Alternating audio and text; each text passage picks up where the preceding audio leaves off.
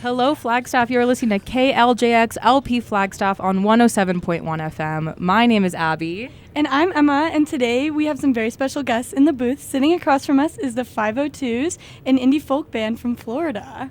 How are you guys? Great. So good. Doing good. Happy to be in Arizona, and yeah, happy to be here. I'm Thanks for having us. glad. And there's 5 of you here right now, so do you guys mind introducing yourselves for the listeners? Sure. I'm Ed. I sing and play banjo for the band. Hey, I'm Joe. I play sax for the band. I'm Sean. I play drums for the band. I'm Gracie. I do vocals and rhythm guitar. I'm Nick. I do bass guitar duties You had for to the think band. about it. He almost said he's like resident dancer. Hey, And resident dancer. I love that. That's an official title for sure. Thank you. Yeah, I think we're just going to jump right in if that's okay with you. And I want to take it all the way back to the beginning to start. Ed, I know you started your music journey alone in your dorm room with a guitar and a banjo. Yes. And that's it. That you borrowed from your roommate, I heard. Yeah, the guitar I borrowed, and then the banjo I think I probably got on Amazon for like $100. Beautiful. Actually, funny story about the guitar. So I borrowed it, and then one time I was practicing, and someone was like, "Oh, you should practice like what you're gonna do on the stage." So I like stood on a chair, and then I like fell off the chair. I think I kind of cracked the guitar a little bit. no. But it was just such a bad pawn guitar. They were cool with it. But Okay. yes, that's where it started. So I'm curious, is there any memories that stick out to you from that time that you like find yourself looking back on a lot? I have like one memory that, well, I wasn't probably very good at the time, and it was just like myself and my cousin who would, when I would go home, we would play. But my school had this thing where they would do like bands could come in and play for like an hour, and they never let us do it. And so I was always just like a little resentful over that. But no, I don't know. Hilarious. I don't know, just like messing around with a lot of friends, but mostly just learning back then. And that's how every great band starts. Yeah. You know. And then jumping forward to 2016, you won a contest. You beat out over 800 other applicants, and you got to perform at a festival alongside like Mumford & Sons, the Abbott Brothers, and Kendrick Lamar, which is pretty crazy. When you performed, you hadn't released any music yet, but you were playing a lot of open mics in Orlando at the time. Yeah. Yeah, and in KJACK Radio, we host a lot of open mic nights here, and we support a lot of the local scene. So we were curious kind of like how you guys found that support from the local scene pushing you forward into that. Yeah, I mean, I think open mics have always been really fun for this band, just to kind of go and try songs out. Even before we released the last album and recorded it, we went and played a couple open mic nights and just were like, oh, let's see, like, do people like this? Does it get people going? So that's always been really fun and something we've liked to do. And yeah, you get good feedback and honest feedback from people at open mic nights. Do you think that winning that competition, that Battle of the Bands, helped you like overcome any fears you had of getting into the industry, or helped you push you into the industry at all? I think it gave us like $500 to record the first EP, Yeah. which was awesome. And I don't know, I think even to this day with this band, I never felt like we've set out to be like, oh, we want to like be super huge band. I feel like it's always been like, what's the next cool thing that we can do? And so that was we really just wanted to see Mumford & Sons play, and like so we did that, and then the next thing is like, oh, we should record some songs. And so it was a confidence builder, but it was also like just the next cool thing that we wanted to do. Right. Yeah. How did it feel to share the stage with such inspiring bands and artists at the very beginning of your career? That was super cool. Just getting to see bands like that we looked up to play was very cool. That's one of the things that made me really interested in doing live shows at first, was actually just going and seeing like the Mumford & Sons of the world do concerts, and I was like, oh, that's why I should learn the banjo.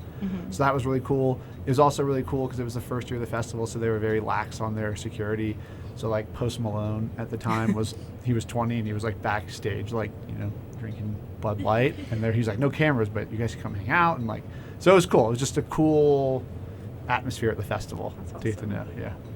And then coming up to like COVID, the band was really gaining momentum, and you're able to keep that going during the pandemic by providing these like experiences for fans. I saw prior to the release of the album in 2021. Was there anything about that experience that taught you about like your motivation for making music? Like, was there any reflection during the pandemic? And if any of you can answer to this, if any of you have anything to say too. Yeah. I really enjoyed finding joy in times where, everyone was looking for it. And I think that really made playing music all the more fun. And I still remember to this day, we were having Zooms, like just Zoom call nights and playing games on Zoom.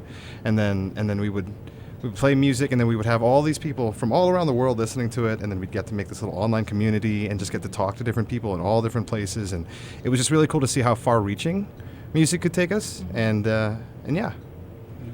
I feel like too, Sean at the time, like he said, we were all doing like Zoom calls trying to figure out like what should we do. We're a band, but you can't do anything. And I think that was kind of the time too where I remember Sean was like, oh, it's, you know, it's a tough time, but it's also okay to be happy. And I feel like that was kind of maybe the inception of us switching from what was us wearing like plaids and being like what you would expect like a folk band to wear to be like, oh, well, we do have this unique angle of being from Florida and like we make upbeat music. And so that was, I think, like the first time we maybe hit on that vein in terms of how we spoke about the band and connected with people. Yeah, and so keep moving forward. At the end of 2021, your song Just a Little While went viral on TikTok, and in 1 month, the song received over 10 million streams, which is insane. So even though you had like a pretty unique start in 2016, did that experience kind of feel like hitting another milestone? Yeah, totally. I mean, I'm sure everybody will speak to that, but that like kind of sent it from us making music and touring to like 40, 50 people to like, oh, we can do like real tours and like in a lot of ways like we're a real band, you know, kind of thing. So that was a huge step up for us. It was fun because we had spent 4 years at that point touring and playing shows and really like, trying to hone in the songs and the show and the performance. And then that happened and we felt really prepared to like go out and play. So anyone have any memories from when that happened? Yeah, I'd love to hear anything that stands out to you. I have this video on my phone of us playing Just a Little While before it went viral, and it's at this bar called Nowhere Bar. I don't remember where it was, but it's in Athens, Athens, Georgia. And there's like, you know, a few people having a good time. The whole bar, everyone's just sitting at it. There's no dance floor, nobody's singing the words. And then you fast forward just a few months later, and it's like the whole crowd can sing the song, and we hear it back to us when we're on stage, and just the whole vibe shift changes, and it was just cool to see. Is that like a really gratifying feeling when you have that moment where everyone's singing the words back to you? Is there a moment on stage where you're like, I can't believe this is happening? Yeah. Yeah, I think so. Yeah. It's like, it's kind of surreal. Yeah, surreal's a good word. You know, it's, well, I mean, it's, you can imagine, it's like if you wrote a song, you know, or involved in making a song and creating it, and then like you're singing and like you got a room full of people, whether it be 300 people or 1,000, like mouth, like Lily's singing, yelling every word, every lyric is pretty wild. It's like, oh my goodness, like it makes you feel important, like you're doing something that matters, you know, on a level that you can't really explain. So that aspect of it is pretty incredible. Does that feeling ever go away? I don't think so. Yeah. Not yet. Not yet. No. That's good to hear. It's pretty amazing. Yeah, somebody one time was like, "Oh, you'll get tired of playing your most popular song." We're all like, "What do you mean?" Like, for 4 years, nobody knew a single song that we played. So like, it's cool. And I feel like the next point too. It's like I feel like we don't necessarily feel like it's gratifying because people are singing the song we wrote. It feels like we're like part of the room, which is like really fun. Yeah. So that's why I think it doesn't get tiring because the energy is different in every room. It's really fun. That's something that I really like about folk music, and I feel like punk is also kind of the same, where it's not about us versus them. It's about how we're all a collective experience. Yeah, so that's pretty cool. Absolutely. I read that you recorded your debut album in 36 hours, and I'm really curious which is incredible. And I know that doesn't mean like it was necessarily written in that time, but I'm just really curious from any of you to hear about your creative process, especially using so many different instruments in bluegrass. I feel like for me, that would get a little bit overwhelming trying to match everything up. So I'm curious if you have anything to say, but also, I mean, do you start out as like just jamming and figuring it out? Do you have a process where you slowly put the pieces together? How does that work? Yeah, I mean, on that album, the band has evolved, so I think I might have been the only one that actually was involved in that album. Okay.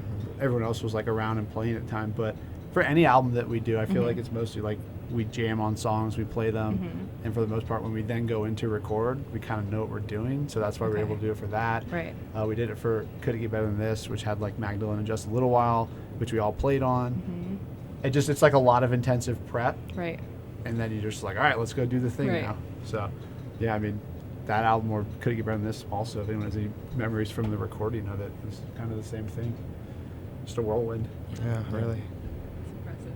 Yeah, so your music has been described as very wholesome and feel-good, whereas your live performances are described as stunningly ruckus and uniquely improvisational. Direct quote. Yes. Yeah, you gotta love whoever said that. Do you guys see a difference between recording and playing live? Yeah. Sure. Big time. Yeah, it's definitely really different because in the studio we definitely have like targets that we want to hit, like not necessarily the bullseye, but we do want to get to the center of the target. But for live, we just kind of like read the room, see where the vibe is going, and something that we've all collectively done over like the past probably year and a half now with this group is like we have like maybe 3 or 4 versions of every song that we play, but it's all like there's a level 10 version of the song, is there a level 5 version, there's a quiet acoustic version, and then using the spectrum of like pending how the show is going and pending how like if people are really tired and if we just like okay we need to give people a breath to think about like making sure they're okay, or if it is just we call it like a barn burner sometimes where we just go as hard as we can and every song is as intense as possible, but it's been a learning curve and something we've really enjoyed to read the crowd, try to respond to the crowd, and make it organic, kind of like your note earlier about like folk punk is us together, but trying to make it sonically feel like it's all cohesive and we're the ones that are kind of guiding where the ship is going. So is that kind of unspoken that you guys can all kind of feel the vibes of the room, or does someone take the lead and kind of do that? Ed is kind of the captain of the boat.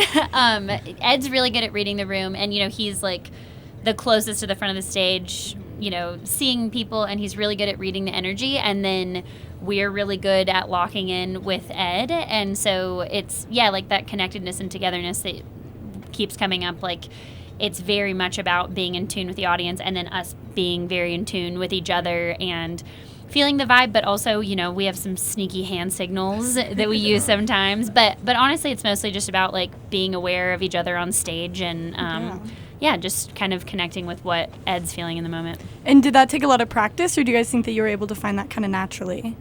No, I think it took practice. It took practice, but I also feel like we started the last tour last year like with a set list every night, and then we were like, oh man, like parts of the set aren't working, and then I feel like once we switched it over, I mean, I feel like it only took a handful of shows to be like, okay, it's a little chaotic, but it works way better, and then we've gotten really good at the improvisation. We actually don't have a set list most of the time. I was just gonna ask that. So do you find like between nights you're like switching types, like the songs that you're playing a lot? Yeah, That's cool. Quite a bit. And typically there's just like a long list of songs that I'll have, and then it's like the first couple are the same, and like maybe the end's a little bit the same, but then in the middle we just kind of call out what we want to do, and that's what's cool, because I think to your question about the recordings, it's like Sean said, the recordings are like this fixed thing that's going to be there, and there's the parts, but then everybody in the band's so musical that it's like this living, breathing thing at the show, where sometimes Nick does different bass lines every night, or different drum parts, and it's like makes every show kind of unique, which is what it makes it really fun at a show. I'm curious, is there ever a time where like it didn't go as planned, that kind of like free form? Yeah, definitely. There are sometimes. There was one I can think off the top of my head. We played in like Glasgow or something, and I just had a Sharpie and I was like marking songs off, but I accidentally marked off Perfect Portrait of Young Love, which is like one of the most popular ones. Right. We had not played it. So people were like, what the heck? And nobody caught it. So after the show, people were like, I can't believe you didn't play that song. We're like, oh my God, we didn't, did we? We played it acoustically for people after. Oh, so like sweet. we made up, but that's the one that I can think of that was like, oh, well, that was like a little That's bit of a pretty train funny. wreck. I mean, that's a great song, so I understand why they'd be upset. I love that. Now in 2025, I saw on Instagram you said this is going to be a year of new music, new shows, a new era for the band. You're playing a ton of festivals this year, including Boston Calling, which has been a dream of mine to go to for a long time. So that'll be pretty cool. Yeah, and in KJACK, we've been really lucky enough to cover a lot of festivals. The environment encourages so much unity between music lovers across the spectrum, like fans and artists alike, and it's definitely inspired us in our journey. How has that collective environment kind of kept you guys on your journey and inspired the way you perform? Yeah, man.